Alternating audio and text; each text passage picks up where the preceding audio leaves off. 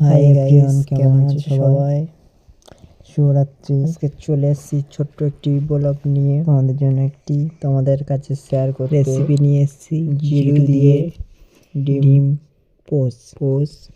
কে কে খেয়েছো জানি না, আমি তো আজ খেলাম। করে বলো, খুবই ভালো লাগলো।